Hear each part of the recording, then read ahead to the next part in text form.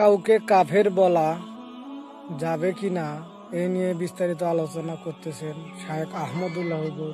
আসুন কথাগুলো সবাই মনোযোগ দিয়ে শুনে আসি। কাউকে কাফের বলা এটা খুব দায়িত্বশীল একটা ব্যাপার। নির্দিষ্ট ব্যক্তিকে নাম ধরে কাফের বলা এটা তো বড় জটিল ব্যাপার।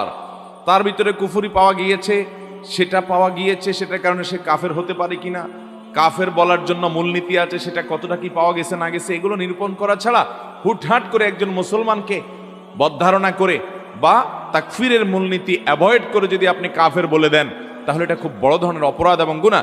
নবী সাল্লাল্লাহু আলাইহি ওয়াসাল্লাম বুখারী বর্ণিত হাদিসে বলেছেন, কেউ যদি একজন আরেকজনকে কাফের বলে আর সে যদি কাফের না হয়, ফাকাদ বা আবিহা আহাদুমা, তাহলে দুজনের একজন সেটা হয়ে যাবে। খুব ডেঞ্জারাস একটা ব্যাপার। কিন্তু এর মানে আবার ওই ব্যক্তিকে, ওই নির্দিষ্ট ব্যক্তিকে আপনি কাফের হয়ে গেছে সে ফতোয়া দিতে যাবেন না। আপনি আম উসুল বলবেন, মূলনীতি বলবেন শুধুমাত্র।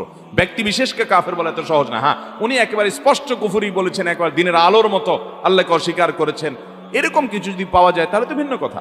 কিন্তু বেশিরভাগ ক্ষেত্রে আমরা কুফরি বানাই, কাফের তাকফির করি আমার নিজের পছন্দ অপছন্দের ভিত্তিতে।